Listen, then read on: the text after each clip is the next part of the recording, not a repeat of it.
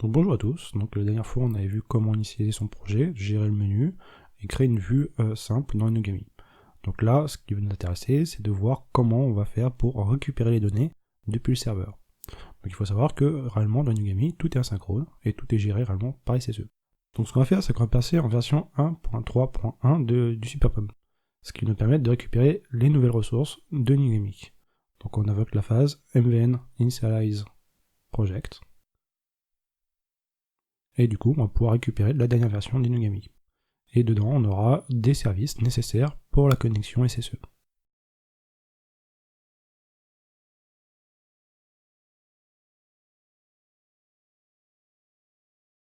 Donc une fois que c'est fait, on peut voir justement qu'ici, dans Source Plugin, on retrouve toutes les ressources d'Inugami, côté front, dont justement la partie Angular qui est vraiment du wrapping.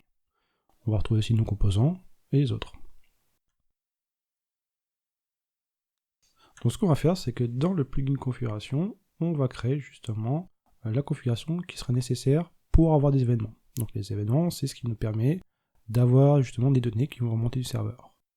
Donc la première chose à faire, c'est qu'on va définir un provider dans un bloc providers. Donc les providers sont les sources de données qu'on souhaite récupérer. Donc par défaut, il en existe plusieurs, comme le mock, qui va récupérer directement depuis des JSON, mais on a aussi du Graphite, du Elasticsearch, et bien d'autres.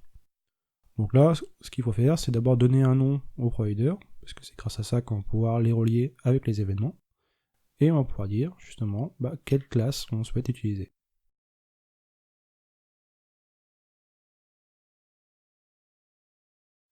Donc il existe un principe dans Inugami, c'est que les propriétés, on peut définir des valeurs entre moustaches. Donc là on va pouvoir définir mock.json_provider, qui est réellement une variable stockée dans le moteur.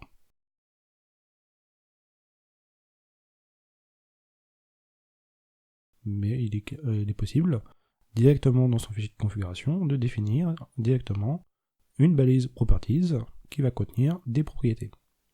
Donc chaque propriété est définie grâce à une clé et une valeur. Donc il suffit de dire property.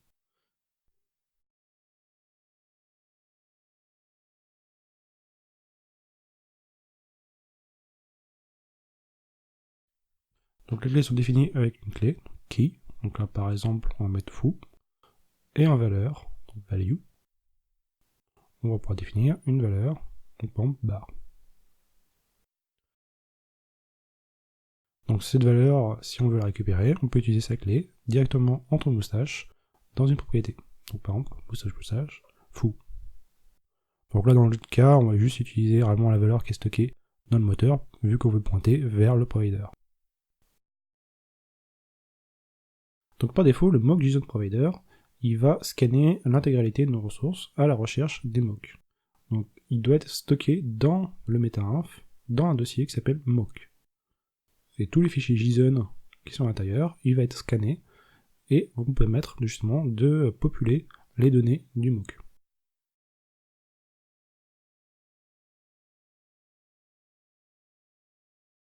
Donc afin de gérer proprement nos mocks, on va pouvoir créer des sous-dossiers. Donc là on va créer un dossier search et dedans un fichier de mock qui sera hit pour avoir justement le nombre de hits par rapport à nos recherches. Donc il faut savoir que réellement le moteur, quand il va scanner nos ressources, il va agréger les noms, donc des dossiers et des ressources pour créer réellement le nom de l'événement auquel ça rattache justement le mock. Donc il faut bien faire attention à ça, c'est que réellement tous les noms qui sont définis dedans vont servir au scan pour qu'il puisse savoir quel fichier il doit utiliser pour moquer nos données. Donc par défaut, dans Inugami, beaucoup de providers sont basés réellement sur une structuration de type graphite. Donc là on va reprendre trait pour trait réellement ce formalisme avec une liste de targets. Donc chaque target graphite a une propriété qui s'appelle target qui permet de définir réellement le nom de la target graphite. Et dedans, on va retrouver des data points qui sont réellement les valeurs. Donc dans ces valeurs, c'est une liste de points. Donc dans les data points, on va pouvoir définir un ensemble de valeurs qui vont être définies par leur valeur et un timestamp. Donc ceux qui connaissent bien Graphite savent que réellement, Graphite renvoie un tableau avec deux valeurs qui sont la valeur et le timestamp. Là, vu que réellement le provider Graphite va convertir ça en JSON, on va se retrouver réellement avec une structure, avec un nom du type valeur et un timestamp également nommé. Donc une fois qu'on a créé justement notre mock, on va pouvoir définir réellement notre événement. Donc les événements sont contenus dans un fichier de configuration particulier qui sont les event files. Donc les event files, il faut d'abord configurer réellement quel event file on veut utiliser. Donc là par exemple event exemple.xml et créer ce fichier là. Donc le but étant de pouvoir externaliser également ces fichiers et de pouvoir les configurer sur différents environnements. Donc les event files sont aussi des fichiers de configuration en XML dans lesquels on va pouvoir définir les différents événements qui vont être exécutés par le moteur. Donc réellement il existe deux types d'événements, les événements simples et les événements composites. Pour l'instant on va juste se focaliser sur les événements simples qui nous permettent juste de récupérer une valeur depuis un provider. Donc on commence justement par créer la structure de base, donc configuration, et dedans on va pouvoir créer un simple event qui aura un nom, donc le nom ici doit bien se reporter à notre mock, donc on retrouve search et it, le provider qui a été défini dans le plugin configuration, donc il faut qu'il soit identique, et le scheduler qui est de permettre justement de définir l'intervalle de récupération de la donnée. Donc ici on est toutes les minutes.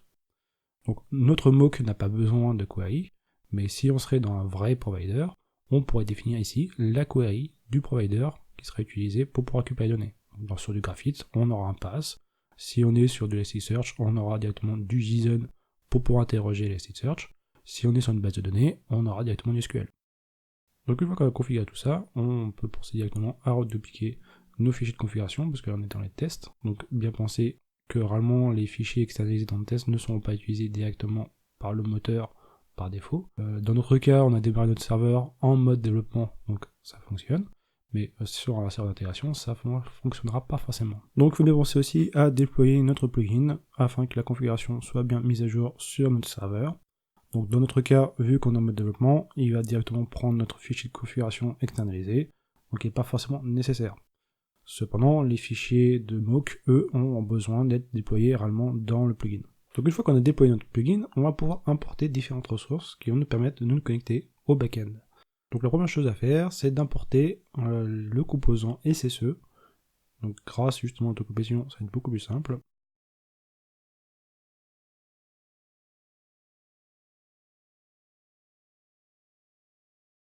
Qui se trouve dans JS App Angular SSE.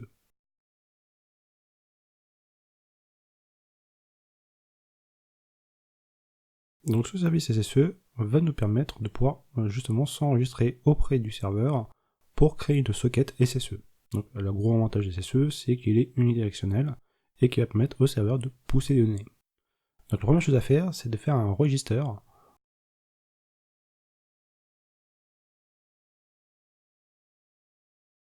Donc la fonction register va demander plusieurs paramètres, dont le principal est réellement le nom du plugin auquel on veut se rattacher. Donc ça c'est parce que réellement il va créer réellement un canal SSE spécifique par plugin.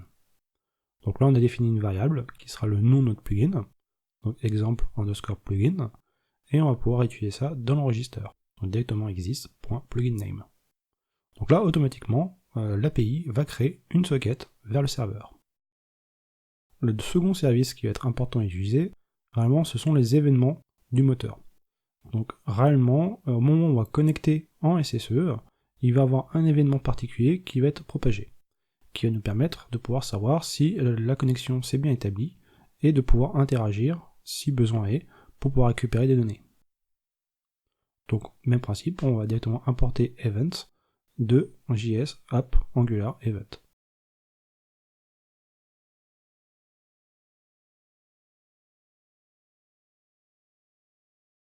Donc dans ce service, on va retrouver dedans différentes méthodes, et celles qui nous intéressent, c'est celles qui sont dans Default Event, et on va retrouver dedans une méthode qui s'appelle onSSEOpen or IDOpen. Donc cet événement-là est lancé à chaque fois qu'on se reconnecte en SSE ou si la connexion était interrompue et qu'elle revient de nouveau opérationnelle. Donc réellement cette méthode est réellement un observeur. Donc on va pouvoir souscrire directement à cet observeur pour pouvoir interagir avec. Donc dans notre cas, ce qu'on va faire, c'est qu'on va directement invoquer un service qui nous permet de récupérer nos données. Donc ce service, il va falloir aussi l'importer, du même principe. Donc on fait un import de notre service, qui va se trouver lui par contre dans la partie JS app services, et dedans on va retrouver plugin services. Donc ce service réellement est un service Angular qui est injectable. Donc il faut l'injecter directement dans le constructeur.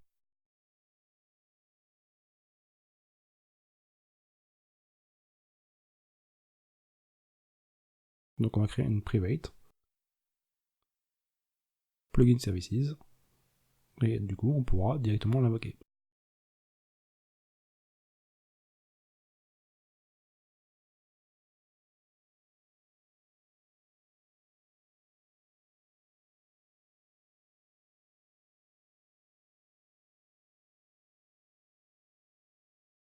Ce service contient une méthode qui s'appelle callPluginEventProcessingBaseName qui sert à récupérer toutes les données par rapport à un plugin. Donc là ça va nous intéresser, ça va nous éviter justement de devoir attendre le temps que le serveur nous remonte les données. Là on va lui demander de nous renvoyer toutes les données qu'il a déjà calculées. Donc par défaut on peut aussi le spécifier, le nom du plugin, et aussi si on veut exclure des événements. Donc ce qui permettrait de filtrer certains événements.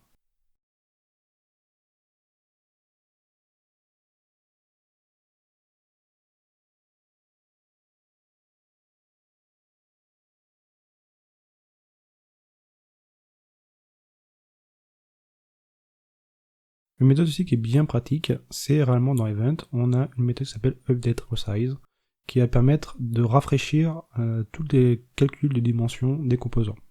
Donc cette méthode est extrêmement utile pour tous les composants SVG, qui ont besoin d'être redimensionnés en fonction des données. Donc une fois qu'on a établi la connexion SSE avec le backend, on va pouvoir créer dans la vue un composant qui va utiliser notre valeur. Donc la première chose qu'on va faire, c'est qu'on va créer une div qui va encapsuler notre composant, ce qui nous permet de pouvoir le charter plus facilement. Donc on va créer une div avec une classe SimpleValueStyle.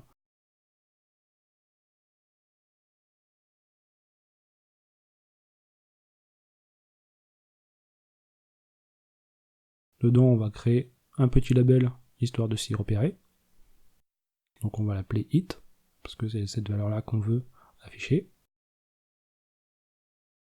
Et on va pouvoir utiliser le composant Inugami SimpleValue, qui sert uniquement à afficher une valeur simple qui remonte en CSE. Donc on a créé une valeur avec le nom de plugin, donc on va pouvoir l'utiliser directement dans notre composant en faisant un binding sur l'attribut pluginName.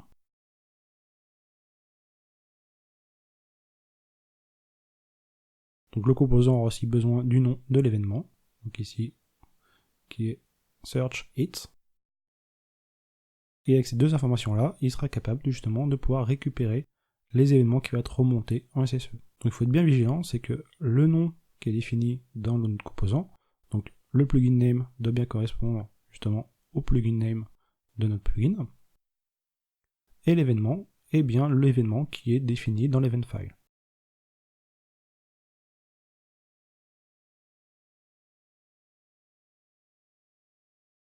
Donc on va en profiter aussi pour directement charter notre petit composant.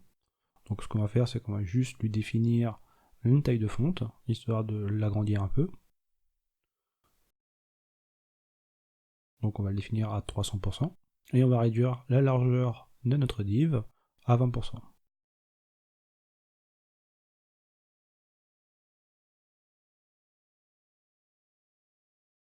Donc si on regarde dans notre vue, quand on rafraîchit notre navigateur, on se retrouve avec notre IHM, on retrouve notre plugin. Si on navigue à l'intérieur et qu'on va sur le dashboard, on voit bien notre SimpleValue qui nous remonte une donnée. Donc automatiquement, le SimpleValue va animer la valeur qui est injectée à l'intérieur et va justement compresser la valeur pour l'afficher de façon minimaliste avec un exposant. Donc là par exemple 30K. On retrouve aussi le timestamp formalisé. Donc ce qui est intéressant aussi, c'est de voir un peu ce qui se passe dans la console en cas de déconnexion. Donc il faut savoir que la socket réellement est établie entre le front et l'IHM, mais qu'elle répond aussi à différents types d'événements. Donc par exemple, si on arrête le serveur, on va retrouver justement des logs spécifiques et des événements spécifiques. Donc là, par exemple, la socket a détecté qu'elle a été interrompue par le serveur, et donc on a un événement particulier par rapport à ça.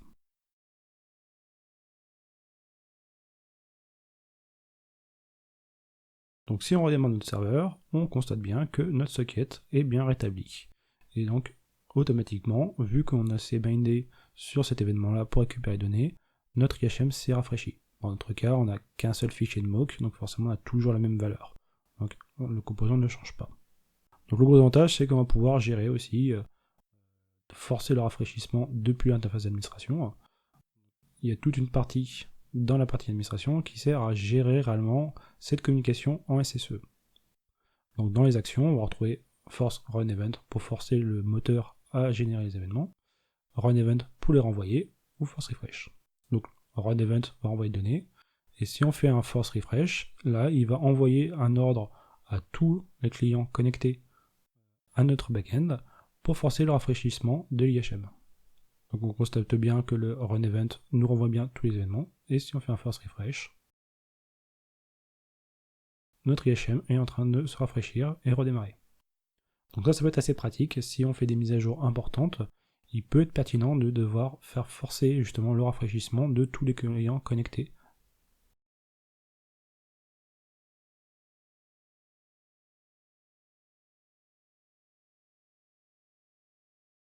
Donc dans Inugami, la plupart des composants graphiques sont conçus pour pouvoir gérer directement ce binding avec le nom du plugin et l'événement. Ce qui nous permet de pouvoir remplacer un plugin par un autre. Tant que la structuration est compréhensible par le composant, ça fonctionne. Par exemple, là on peut utiliser un varchar, donc le varchar qui est un histogramme. Donc cet histogramme par contre est en SVG, donc ce qui implique de devoir définir réellement sa taille. Donc on peut définir directement un ratio, donc la hauteur par rapport au ratio. Donc on va définir à 0.3. Et pareil, en largeur, on va pouvoir définir une taille, également en 0.3 pour définir réellement la taille d'une canevas SVG. Donc le composant vient à nu, donc il est nécessaire de définir son masque afin d'avoir une couleur à l'intérieur. Donc il faut bien penser qu'on est dans du SVG, donc les attributs sont du SVG. Donc le background, réellement, en SVG, c'est fill.